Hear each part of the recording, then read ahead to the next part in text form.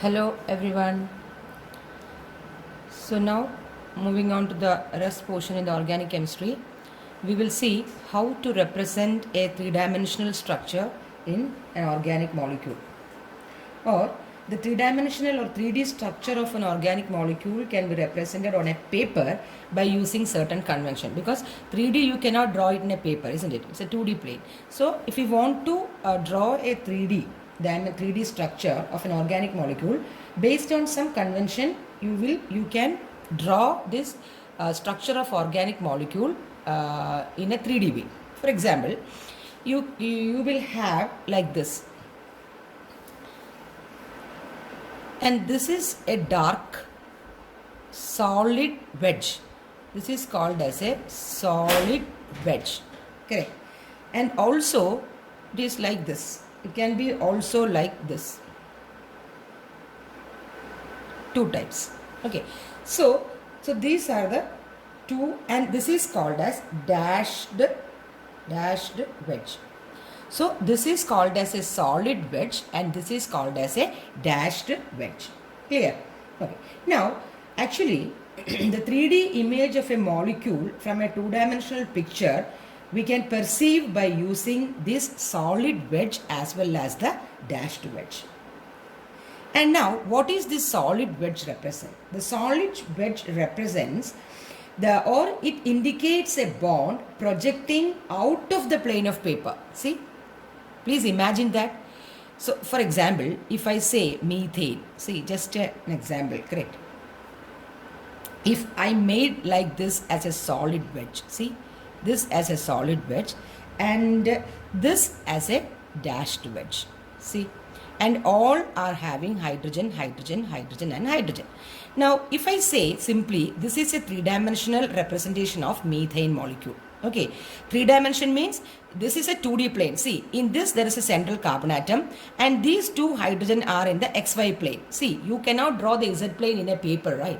So, XY plane, and by this convention of the solid wedge and dashed wedge, we can have a representation, a pictorial representation that this hydrogen is to be out of the paper. Correct, out of the plane or out of the paper, and this dashed wedge always represent inside the paper. So just imagine that type of a picture in your mind. So solid wedge represents a bond which is indicating out of the paper, out of the plane of the paper, and this dashed wedge is indicating a bond which is inside the paper. So just imagine like that. So that is how you represent a 3D structure of an organic molecule by some convention using a solid wedge and a dashed wedge. So whenever you see a molecule representation using a solid wedge and a dashed wedge, you have to make in your mind that, and a solid wedge always represent a bond which is having, or which is a bond that is making out of the paper, correct? And dashed wedge means which is a bond making inside the paper or through the paper, correct? So that type of a representation we can say. So this bond is a bond away from the observer. See, if I am observing this molecule, this bond is away from me, correct? And this bond is towards me, isn't it? This bond is towards me because it is out of the plane of the paper, correct? And these two are in the plane of the paper. So you got it? How you represent a three-dimensional representation of an organic molecule? Okay, this is a simple one. Now we will move on to the main thing, that is the classification of organic compound. What is it? The classification of organic compound. See, you can mainly or you can broadly classify this organic compound into two. Main broad classification, correct? Now, one is called as open chain compound. Open chain you know because it is like an open chain. And second is called as a closed chain compound. Open chain, if I say an example, for example, CH3, CH2, CH2, this is an open chain compound, correct? Closed chain means if I say benzene or cyclohexane, it is a closed because it is in a ring structure, correct? Closed structure, okay? So, this is a closed chain structure or a ring compound. Now, in this ring compound itself, it is classified, again the classification from the closed structure is of homocyclic structure and heterocyclic structure. See, Homocyclic means in the cycle all the atoms are same. For example, benzene. Correct. Heterocycle means it is not same because all these are carbon and this is oxygen. So it is an example of a heterocyclic. It's an example of a heterocyclic compound. Correct. Now again this homocyclic is again classified into alicyclic compound and aromatic compound. What is it? Alicyclic compound and aromatic compound. Okay. Then this aromatic compound is again classified into benzenoid compound and non-benzenoid compound.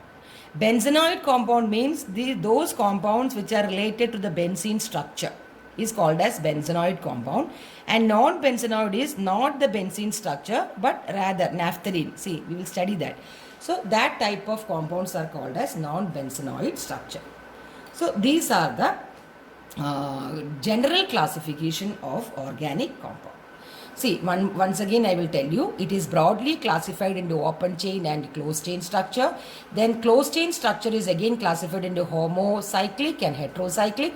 Then this homocyclic is again classified into alicyclic and aromatic. And the aromatic is again classified into benzenoid and non-benzenoid structure. Okay, now we will deal with the one by one. Okay, what is first one? What is open chain compound or acyclic compound? Okay, now acyclic compound or open chain compound is nothing but one is acyclic or open chain. Okay, both you can write. Acyclic or open chain compound consists of straight or branched chain compounds. That's it. Because it is open, right? So it consists of a straight chain compound. You can say straight chain or it can be a branched one, and it won't be a closed one. That is the important.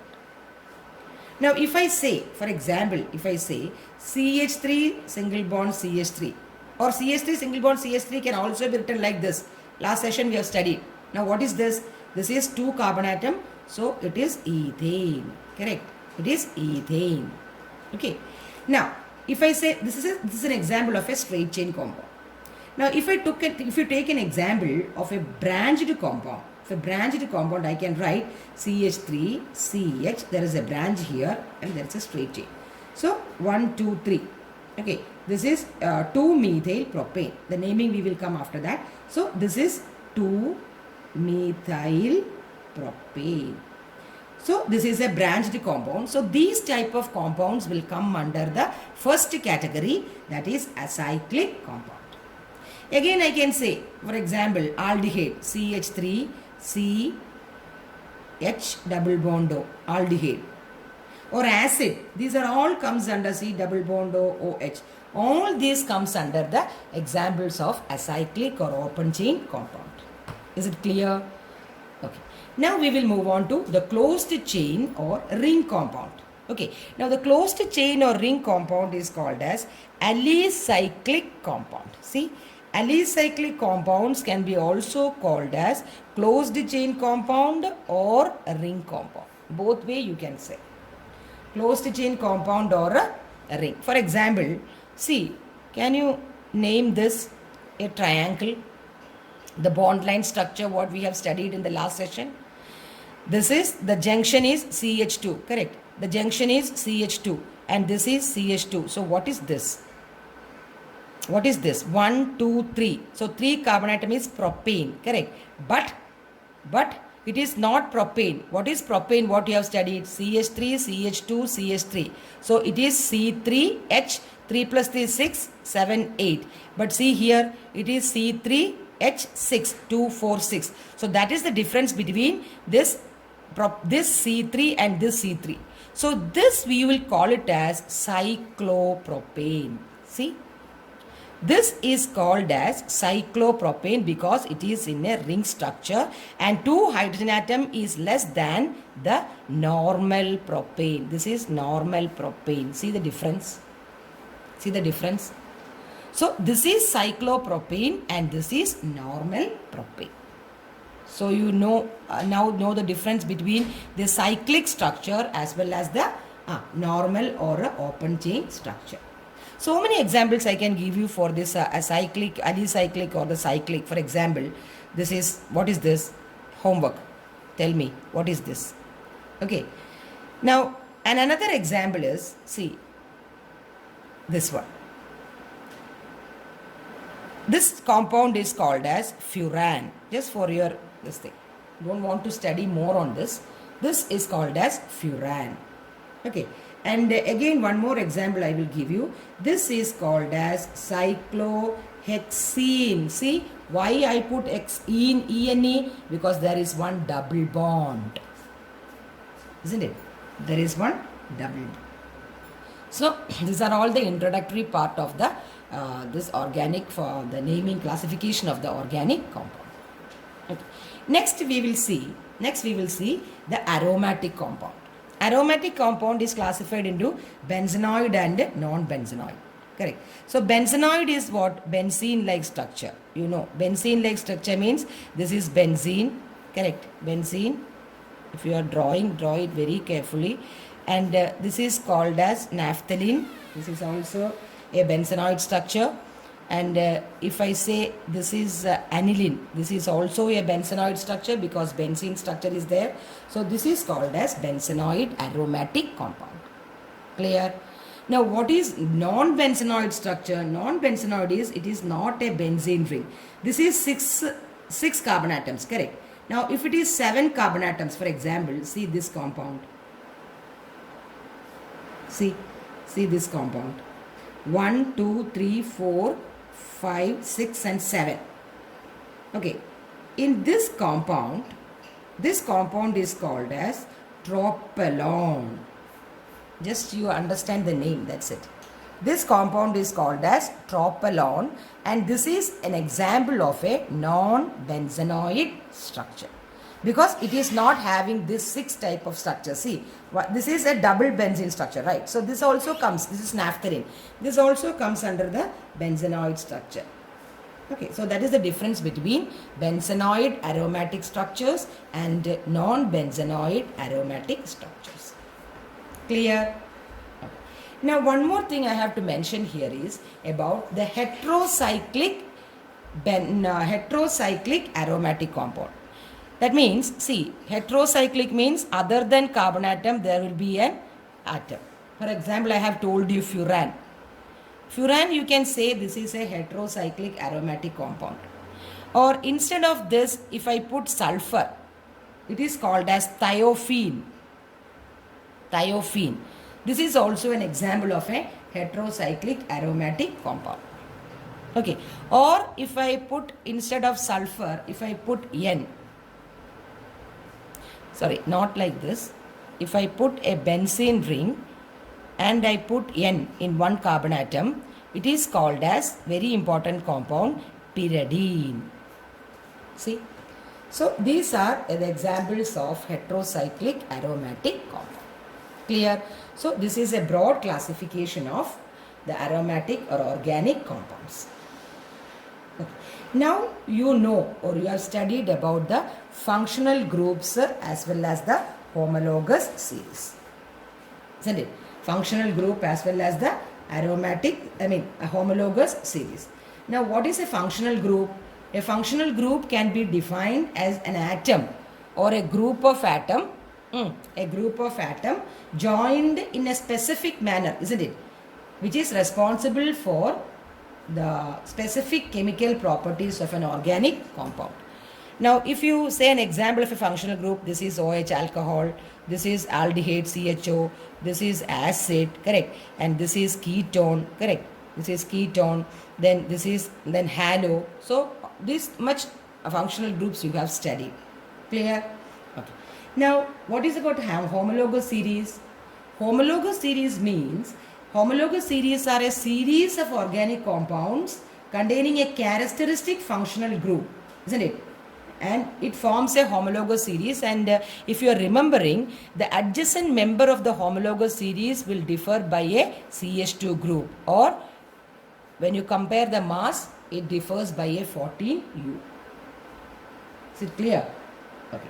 So the members of they can be represented, or the members of the homologous series can be represented by the general molecular formula, and the successive members will differ. For example, I may say CH3OH, it is got a definite functional group, right?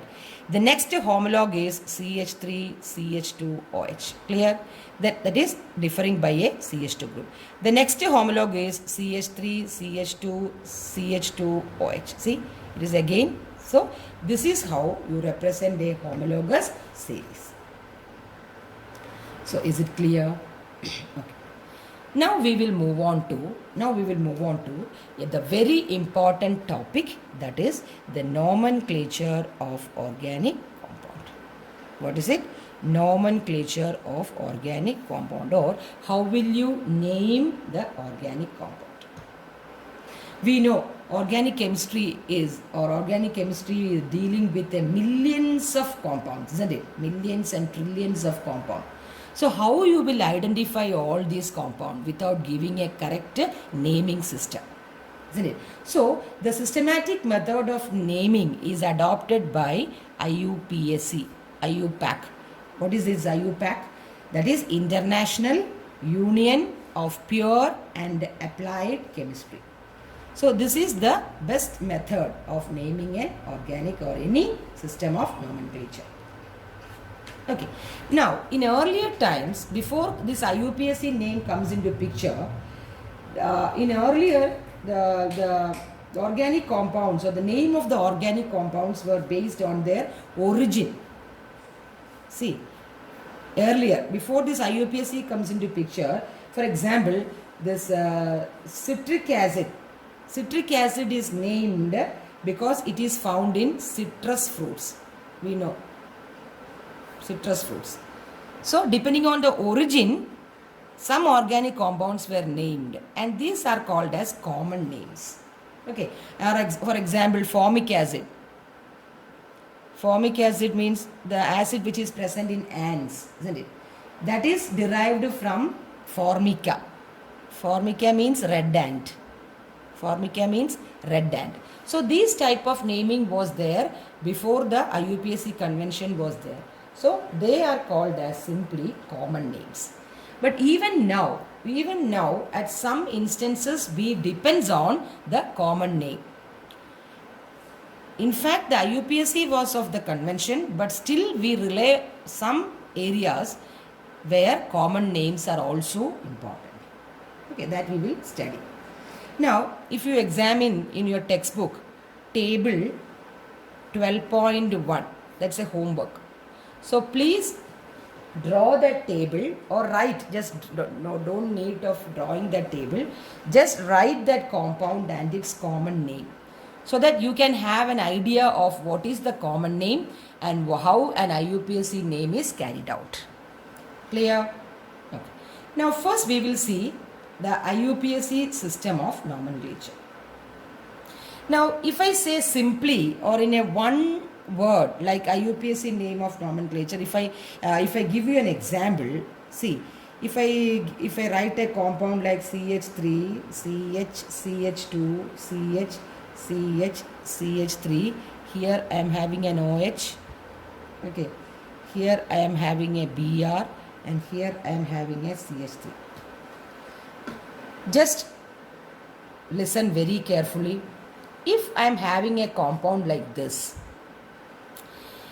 the way of the IUPAC system of nomenclature is, this you will say as the parent chain.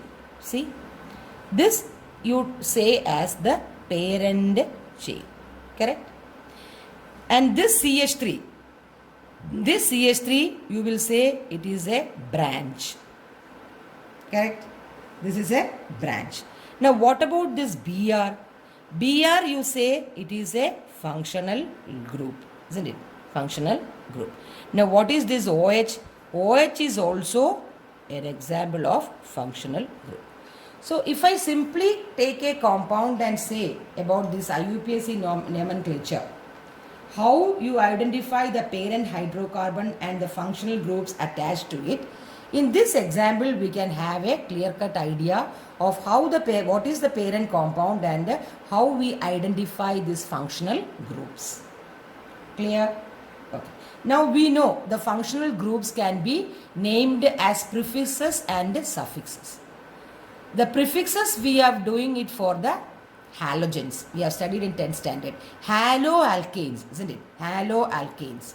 Because halogen is in the prefix. Suffix is those of aldehydes, acids, ketones, etc. We use the suffixes. So that you have normally studied. Okay. Now we will move on to the first thing, that is the IUPAC nomenclature of alkanes. The simple one.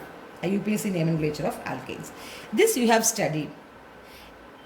That is up to 10 carbon atom you have studied in the 10th standard, starting from first carbon atom methane, isn't it? Methane, then methane, ethane, propane, butane, pentane, hexane, heptane, octane, nonane and decane. So this is the IUPAC name of the simple alkanes. Okay. Now if you say the branched hydrocarbons, now we will say the branched this is a straight chain hydrocarbons, because methane is CH4, ethane is CH3, CH3, propane is CH3, CH2, CH3. See, these are all straight chain compounds, isn't it? This is called as straight chain compounds or straight chain hydrocarbons. Okay, straight chain hydrocarbons. These are all straight chain hydrocarbons. Now, if I say branched hydrocarbon, for example, CH3, CH, I am taking it as a branch here, and the parent compound is CH2, CH3. See? This branch or the small branched chain, you call it as, very important, alkyl groups. See? What you call it? You call it as alkyl groups. So this small branch, this is a long straight chain compound, out of which if there is a branch of the CH3 or C2H5, you call that to be an alkyl group. So how you name this alkyl group CH3? How you name CH3? You know CH4 is methane. CH4 is methane. So what about CH3? If one hydrogen atom is removed, you call it as methyl. See, ANE is replaced by YL. Correct. ANE is okay. So what about C? Now if I say, for example, if I say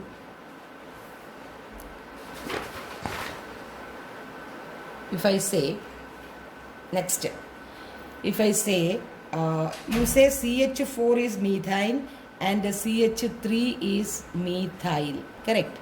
Now what about C2H6? C2H6 is ethane. Now what about C2H5? H5 is ethyl, correct? Now what is C3H8? Propane. What is C3H7? Propyl. See the difference? You got it? How you name it when this methyl group comes as a side chain compound? Instead of this ANE, you replace that ANE and you put it as YL. Correct? YL. Okay. So that is how you name the branched chain compound. Okay. So methyl, ethyl, propyl, etc. Okay. Now one more thing here I want to mention is, very important. That is, now see, this is okay, but some abbreviations are also used. Abbreviation means what? You know, abbreviation means shorthand or short this thing. For example, in methyl, if you don't want to write the whole methyl, you can use it as ME. See, these type of abbreviations are also possible while naming the organic compound. Or for example, ethyl. Ethyl you can have ET. Or propyl, you can have PR. Or butyl, you can have BU. So these type of abbreviations are also used while you are naming the IUPAC system of organic compounds. Okay. Now, some of the groups you have to study very, very clearly while you have to name the organic compound. Such groups are very important. The first group is isopropyl group. The first group is isopropyl group. Now, how will you write this isopropyl group? Isopropyl group is, this is a common name, okay. This is CH3, this is the isopropyl group. I can even write this as, okay, CH3, CH3, CH. This is the same as this. In any way you can write. But it should contain 3 carbon atoms. Then this is a secondary carbon atom. This is a secondary carbon atom. You know what is secondary, primary and all? No. We will study later. Okay. So this is an isopropyl group. So whenever in an isopropyl group is said, you have to see this is the group. Correct. Okay. Now isobutyl. These are some of the groups we have to study. Isobutyl is CH3, CH, CH3, again CH2. Because it is isobutyl. Butyl means 4 carbon atom. So it is 1, 2, 3 and 4. Butyl means there is a valency still remaining. See, isopropyl, that is a valency will remain. Methyl, see, methyl means still a valency remaining. So likewise isobutyl. Correct, isobutyl. Then the next compound you have to keep in mind is secondary butyl. How will you write the secondary butyl thing? You have to study now like this. After the next chapter, you will be able to recognize it. For example, CH3, CH2, CH, CH3. This is called as secondary butyl. That means this is a secondary carbon atom that you will study. Butyl means 1, 2, 3 and 4. So this is the secondary butyl. Okay. And one more you have to study, which is called as the tert butyl. Tert butyl is nothing but CH3, CH3, CH3. Because this is called as a tertiary carbon atom that you will study afterwards. Now butyl means 1, 2, 3 and 4. So all these 4 examples you have to study by heart. By heart or you just write and study. Isopropyl group is CH3, CH3, CH. Then isobutyl group is CH3, CH, CH3, CH2. Then secondary butyl is CH3, CH2, CH, CH3. And third butyl is C.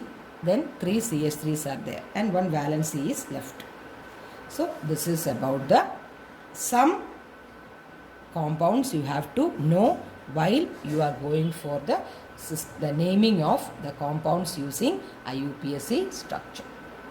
Okay, so next session we will be starting with the naming or nomenclature of this branched chain alkanes. Okay, so just go through the book very carefully. Any doubt, just give me a call. So till then, thank you.